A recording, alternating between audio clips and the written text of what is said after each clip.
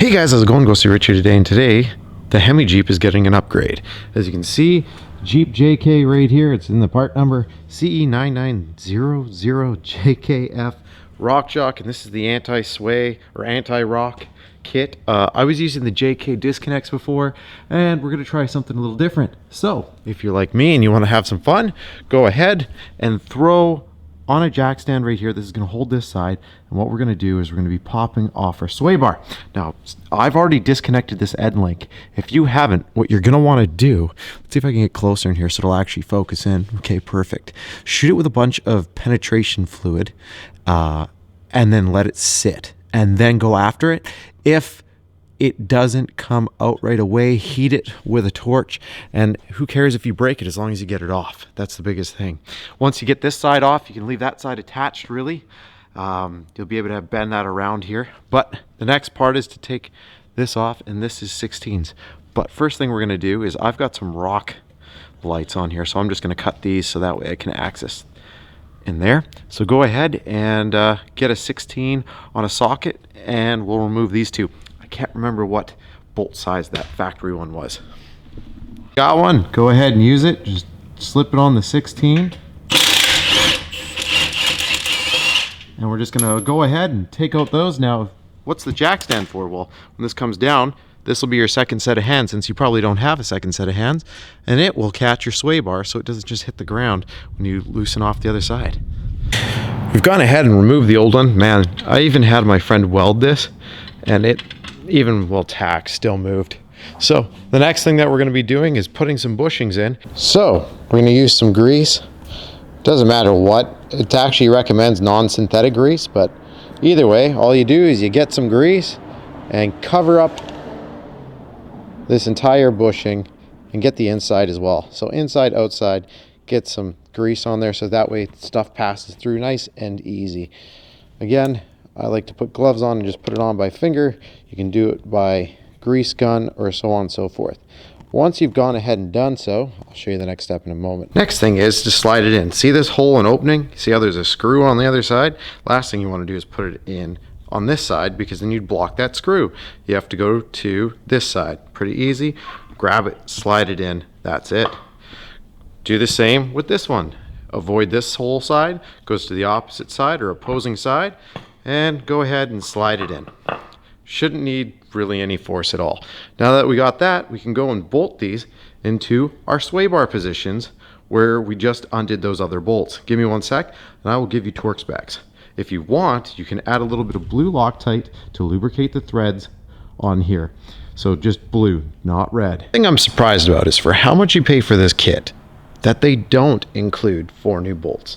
I think that would have just been really nice.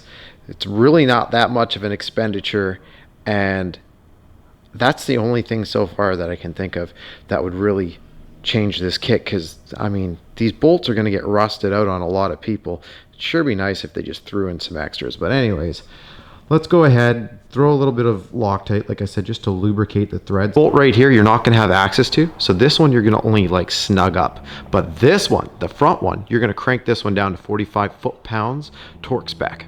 So as you can see, our bushing is flat with the frame. Well, not completely flat, but it's good enough. So now that we've got that back bolt just snugged up and the one on the inside of the rod, like I said, I've tightened that one a little more. Now I'm going to put it torque spec. I'll show you that in a sec. And do the same with the opposite side, so that way it's just like that, bushing on the outside. Remember, the bolt is aiming up. There we go, torque spec hit. And the reason why it's important for you to know the bolt is aiming up is because if you're up here and you're trying to do your righty-tighty, lefty-loosey, you need to remember that you're looking at it at the opposite side. And I'm just saying that because, I mean, when you're taking the bolts out and putting them in, that way you know. I didn't even think to mention that before. Anyways, like I said, just the front bolt goes to torque spec, 45 foot-pounds. If you want, you can go to 50, but 45 is more than enough. We just slide our torsion bar through right here. Torsion bar, sway bar, whatever. Just go ahead, wiggle, wiggle. Now, you might need to give it some love taps. Use a rubber mallet to get it through the bushing. Do not use metal. There we go. Make sure you inspect it. You don't want any dirt on there. No foreign matter. then slide it in. Oh wow. So as you can see, that's not enough on this side. So chances are it's going to try and fall out again. So I would pop this out, if it'll let me. If not, maybe it'll just pass through nicely now. Go tap the other side so it's about equal length on both sides out of this bushing. So like I said, go back and forth and just make sure it's the same amount out on both sides. I measured this, and we're at 3/4 inch now on both sides. Now, you can go ahead, if you want, grease the splines a little bit. That way, it's gonna go on these splines absolutely perfect, just like that. And then, adjust. You can even put a level on this if you want. I'm gonna try and do it by eye because I'm just crazy like that, right? There, I turned it so it's level. Go to the other side and do the exact same thing so they're both level. Next thing you'll have are these little discs. Let's see if I can get in here with my little pliers. All you're gonna do is you'll see it's chamfered a certain way right there. This goes inside like that. See how it's flush after that? And then just go ahead and thread that in, and do that on both sides. Get them both ready. For this part, they don't actually give you any sort of torque spec. So we're gonna just give it 20. 20 should be more than enough. It's more the bolt head you don't want to break off, because that would suck. But I can't see this bolt not being able to. Oop.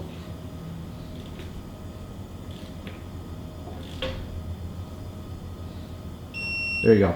I would do 20 on both sides, and that should hold it in. It does have red Loctite on it. I can't see it backing out. And again, it's not structural. All it's meant to do is kind of keep this flush, but this is going to clamp it. It's more a beauty piece than anything. Go ahead, put that bolt through. Nylock on. Just like so. 14 on the top. Whatever you want to do, you can tighten from the top or the bottom.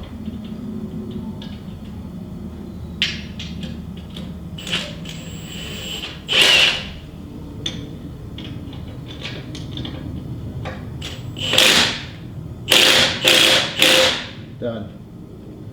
Go ahead, go as close as you want. I'm not going to go more than that.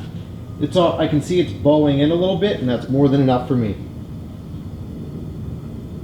Go to the other side, do the same thing. One thing I'm surprised about with these is, one, they didn't either A, do a crown nut, or B, they didn't make this a greasable ball joint. Just a little bit different, I guess. But either way, whatever, to each their own. All we're going to do is, as you can see, you have left, left, right, right. So just make sure you have your lefts for your left and your rights for your right. All right, silver goes on one side, gold goes on the other. The reason why it does this is because this gold one is, as you can see, it's got an arrow on it to show that it's reverse threaded.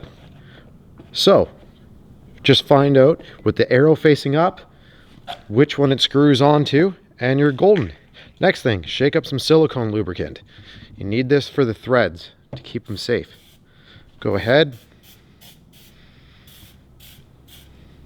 You can roll it around, do some, but as you move those nuts, it's going to do that, and I'll show you which way the heads go. Next thing that I did is I counted out 7 threads from the end and put the lock nut at 7 threads, and then put them in. You should have an R on one side and an L on the other. Now for the last measurement, from the eye hole to this eye hole, and again, make sure you're fully in line.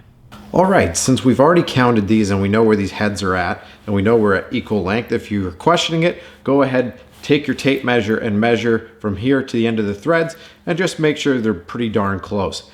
Hold this one with your legs, this one with your hand, and go ahead and adjust them. One way will bring them closer together, the other way will make them separate. And what you want to do is just turn it. If you need to shrink it, which I'm definitely gonna have to shrink it, turn it till it shrinks down as far as you need it, and then vice versa for if you need it to be farther apart. I highly doubt that you'll need it to be farther apart in this amount of length. And just adjust it. All right, so what I ended up doing is threading the heads on all the way. So that way it capped out to the bottommost portion of the joint that it could. And the reason why, because even at its smallest position, that is where I ended up with the anti-rock. So I don't have to worry about it flipping or doing anything weird on me. Usually, let's say you were doing this on a very long travel lift. Again, this is only 3-inch lift. So let's say you're doing a very long travel lift. You might end up wanting to go ahead and do a measurement. What you would do, and so jam a tape measure in here, see the eyelet, see right here, we're at about 14. If I straighten this up, it'll be at basically 14 to the center, pretty darn close anyway. And it goes from the spring bucket down to right here. Thing, you would put a long jack under your link right here. You're going to need a lot of travel depending on the amount of lift you have, and you just go and you pump it up, and you keep pumping and pumping and pumping until that compresses to your bump stop. Once you've gone up as high as you can go, again, measure top of spring bucket down to middle of ear. Do that on this side and on that side. You should have, for me, I think it's like 16, and the other side is 12.5. So what you would be doing is, let's say, like the measurements are that I just showed you, was like 16.5, and then the bottom end of it was 12. But I know my resting position was 14. So that would show that I have 2 inches up, and I would have 2.5 down. So in total, we would have 4.5 inches of travel, which would put me at 2.25. All right, does that make sense? Again, we're 2.5 here, 2 here, 5 inches, 4.5 inches total, and that divided by 2 would be 2.25. So technically the best position I could do is if I adjusted the vehicle to be at that and make that sway bar parallel with the frame, then I'd be golden. But the problem is I don't have enough travel to actually bring the sway bar down that much. Maybe later on if I want to and I really care about it being parallel with the frame, what I will do is go and purchase some much smaller sway bar rods there, the tie rod, because unfortunately right now there's just no way. So either way, now that I know that, that would be for someone with long travel. That way you know that it's balanced for up play and down play for when you are articulating on the trail. So now that we've gone ahead and we've measured the amount of travel, I'm going to show you a couple cool things. Since we know the resting and how much it's going to gain, we need to make sure that depending on your lift amount and how much travel you have, that you're not going to rub up against this body mount. How do we know that? Well, we know it's going to go up to that cup about 2 inches. So what we can do is we can either compress it or whatnot. We're just going to make sure that when this comes up, well, it's not going to bottom out. And for mine and for how much travel I have, that's going to be fine. I'm not going to bottom out, so I don't have to shave anything off. Now, if you did, all you would do is, of course, just shave in here, so that way you will have that clearance, so it's not going to rub. Next, take all your sway bar end links and take these off and throw a little bit of Loctite or Never Seas, whatever you feel is best.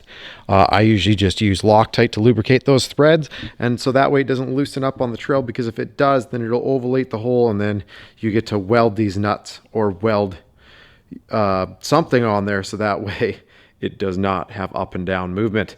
And if you weld these, good luck later. You really don't want to do that. So like I said, Loctite a little bit, and then upper and lower. Again, take a look at the position, see how they're reversed.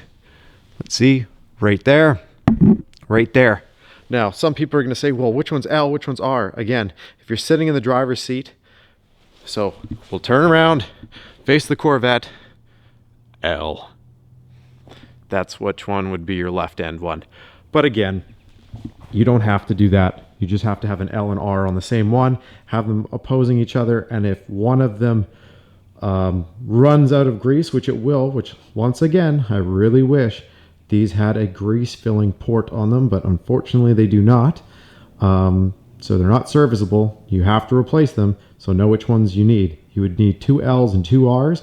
If you're doing both sides, or an L and an R for one side. So and tighten them up, that, and then you'll just take your Allen, which is an 8, and then put it as close as down here to as you can, so that way it's resting on here, and go ahead and tighten it up. I actually have my wrench on backwards, but you're gonna just press down and then it'll tighten, and then when you come up here, rest it on here, and again, crank it. And if you can check your torque, what you want is 75 foot-pounds. Now, this one's easy to check. All you do is, after you've tightened it to where you think is 75, you pop this off, take your torque wrench right there, pop it on, and then crank it and put it to 75, and it should go clunk at 75. If it starts spinning, then it's not at 75 yet. Once you've gone ahead and cranked those two nice and tight, then go ahead and lock your jam nuts. If you don't know what I mean by that, I think it's pretty easy. All you do is you bring them up, go onto here. Again, I would throw a little bit of never seize right here, which is what I'm gonna do. A little bit of Tin Man, just so these don't seize together. But you want those to jam up just like that, so that way this head doesn't try to twist and the other head doesn't try to twist and slowly extend against each other. But either way, that's all you're gonna do. And don't forget, this one spins opposite of the other one. Once you've tightened it, take it for a rip around the block.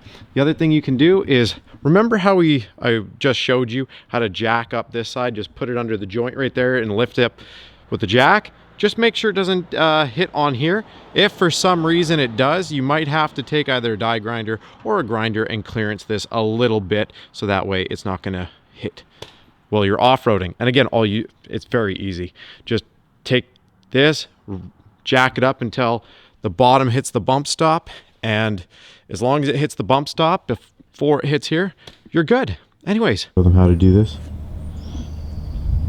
All right, just to quickly go over now that it's light out, hold this with an 18, lock in your jam nuts like I just told you how to do in the last portion. I just want to show you in the daylight.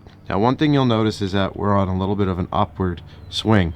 If you wanted to bring this down, what you would have to do is count out to, let's say, 10 threads, take a grinder, cut your tie rod tips off, and then clean up the thread with a file and put it in. For me, this isn't going to bug me, and I'm not going to actually hit anything because of only having a 3-inch lift. Now, if you had more and you're going to have more travel, it would be, well, I imagine you'd be higher up and you wouldn't have this problem. But one thing as well is if you notice when you're articulating that you're capping out, a good way to test that is, once again, put the jack under each side of the links and lift it all the way up on each side one at a time, and just check. If you cap out on here, take a grinder, go ahead, take a bit off and do some clearancing. You can either go angular or just do this, and you just want to make sure that this can pass by. And again, that's for the rare instance that you do need clearancing. But other than that, that's all there is to this. Thanks again for watching. Press the like if it helped you out, and subscribe for more.